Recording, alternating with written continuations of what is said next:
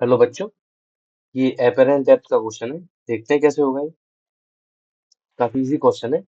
इसमें कह रहा है इन दोनों स्लैब सिस्टम की वजह से एपरेंट डेप्थ कितनी होगी सरफेस की, टेबल की सरफेस की।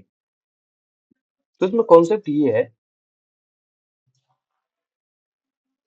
देखो, जब ऐसे एक स्लैब होती है और यहाँ पर कुछ पार्टिकल रखा होता है। यहाँ पर कोई पार्टिकल है, मान लो कोई पार्टिकल यहाँ है और कुछ कहीं से भी दिख रहे हैं, उसको कहीं से भी ऑब्जर्व कर रहे हैं। तो उसकी जो एपरेंट डेप्थ आती है, यानी कि एक्चुअल डेप्थ, मतलब जो एपरेंट डेप्थ आती है उसकी जो ज्यादा डेप्थ आती है, उसका फॉर्मूला होता है कि ये जो स्लैब है इसकी थिकनेस थी और इसका रिफ्रैक्टिव इंडेक्स म्यू, उनका रेशियो ले लेते हैं।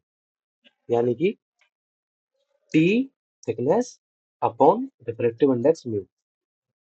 ठीक है, ये होता है एपरेंट डेप्थ का फॉर्मूला और इसमें कॉन्सेप्ट जो लगेगा हमारा। ठीक है, अब देखो, और हाँ देखो, एक और बात बता दूं मैं आपको।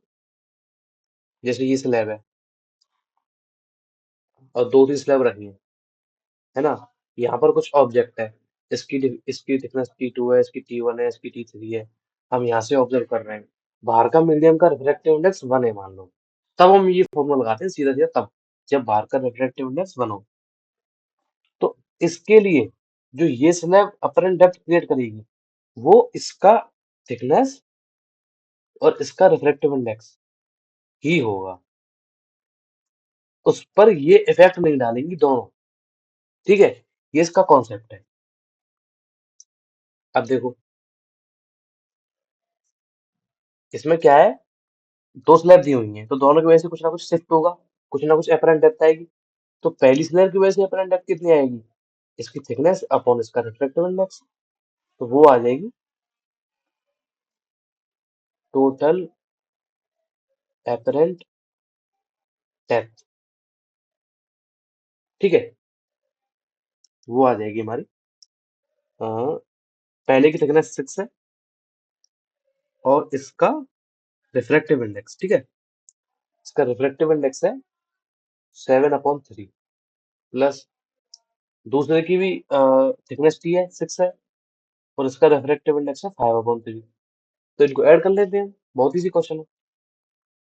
18 कॉमन आ जाएगा, 1/7 प्लस 1/5।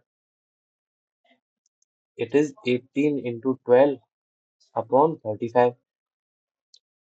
ठीक है, तो ये हो जाएगा हमारा ऑलमोस्ट, देखते हैं इसको और हम कैलकुलेट करें तो ये ऑलमोस्ट ऑलमोस्ट मेरा निकल कर आता है। कैलकुलेट कर रहा हूँ मैं भी, एक सेकंड दूंगा। हाँ, ये मेरा निकल कर आएगा 6.17 सेंटीमीटर। ये मेरी अपरेंट डेप्थ आ जाएगी। ठीक है, ये आ गई मेरी अपरेंट डेप्थ। अब मुझे निकालना है अपरेंट डेप्थ राउंड ऑफ करके n सेंटीमीटर में। तो ये किसके राउंड ऑफ है, इंटीजर में निकालना है तो 6 के आसपास है। तो जो n की वैल्यू होगी वो 6 हो जाएगी इस क्वेश्चन में। तो n की वैल्यू 6 सेंटीमीटर आएगी। ठीक है, 6 इसका आंसर था।